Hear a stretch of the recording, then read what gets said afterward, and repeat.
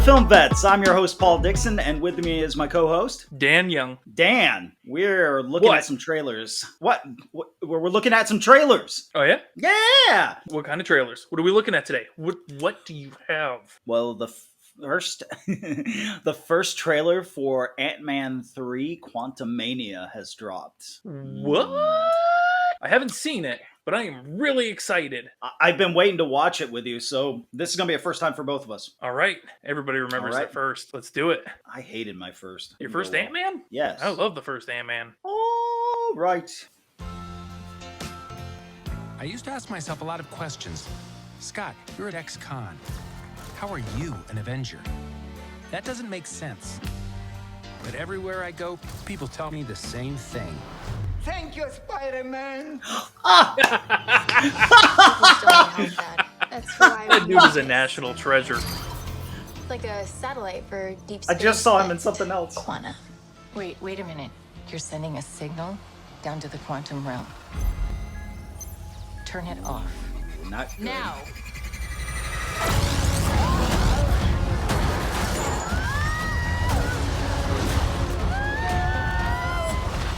Well, crap.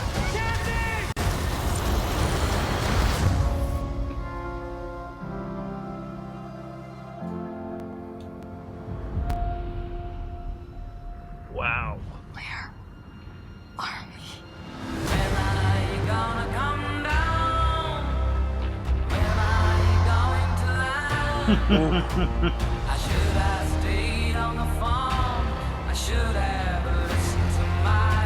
It's a secret universe beneath ours. What are you so afraid of? There's something I never told you. This place. It isn't what you think.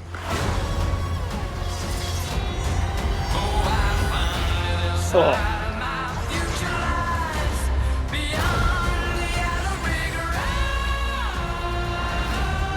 I can get you home.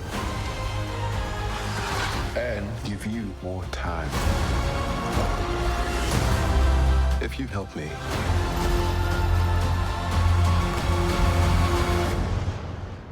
So, what's it gonna be?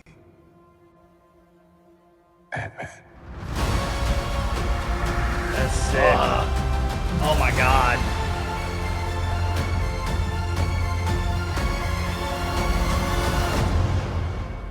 Wow. Kang the Conqueror.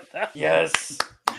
That's That gonna be looks awesome. great. That looks really cool. The use of Elton John's Yellow Brick Road is brilliant, and I'm really digging the look of everything. It looks more epic than the other two Ant-Man films, which I feel like this needs to be. It needs to be an epic, thrilling ride through the Quantumania to meet Kang for the first time. Kang is such a big villain, and they've been building up Kang since Loki. Oh yeah, I loved when they introduced him at the end of Loki. It was so good. Just see the statue. Oh, perfect. Yeah. Now, I think Marvel, their latest phase has been a little all over the place. I've liked most of what they've created, but I do feel like they need to start coming together with a plan for like the next Avengers film, which I believe is Secret Wars. And it doesn't feel like they've really put a lot of effort towards that film. So I'm hoping this will be kind of the start of the Secret War buildup. And then after that, we got the next Avengers movie. I can't remember the name of it off the top of my head, but there's two Avengers movies, Secret Wars and something else. Oh, I'm sorry. The first one's Kang Dynasty and then Secret Wars, I believe. So Kang Dynasty really needs this to be built up. Yeah, what are your thoughts? Anything stick out to you? Absolutely agree with you whenever you address the whole Marvel universe kind of in disarray. They have a huge task that I don't think a lot of production companies have had to deal with when they've reached a certain pinnacle like they had in Endgame, and then they had to push it a little bit further with Spider-Man No Way Home, and it's almost like they have to just keep pushing and pushing and pushing, where all the other movies just feel a little, I don't want to say dingier, but certainly don't have that same brightness or sparkle to them, that they're missing something. Like Thor, the latest Thor movie kind of felt that way to me. It didn't hit the same mark that Ragnarok did, but the reason Ragnarok hit is because it was leading up to Endgame. So it's just That's a good little point. bit duller, because where do you go? I mean, they have to keep pushing and pushing and pushing, and eventually they're going to end up having to go to what's it called, the Black Winter, just the full wipe of everything, the end of all universe or end of all existence. Are you saying like a reboot? They're going to go so high that they're going to have to hit the reset button, and 616 gone, just restarts and into something different. But I mean, that's you're going to not be wrong. incredibly complicated. Yeah, the whole thing about, multiverse and quantum centric story arcs. Where does it become so to the point where it just doesn't matter who dies? Okay, so say if I don't know what will happen in this film, but say Ant-Man dies, and then they're just like, oh well, we'll just get Ant-Man from a different universe. It doesn't have the same Gravity. scary. The gravity, right. It doesn't have the same gravity as, say, the Avengers, where the first time you see aliens coming down to Earth, they're killing people. I am worried that they won't be able to, mimic. I don't want them to mimic it, but I get to that level. It would be nice, though. I hope they can. I think with the Fantastic Four entering with Kang, I think that could be really great. And then eventually the X-Men. Eventually now the X-Men.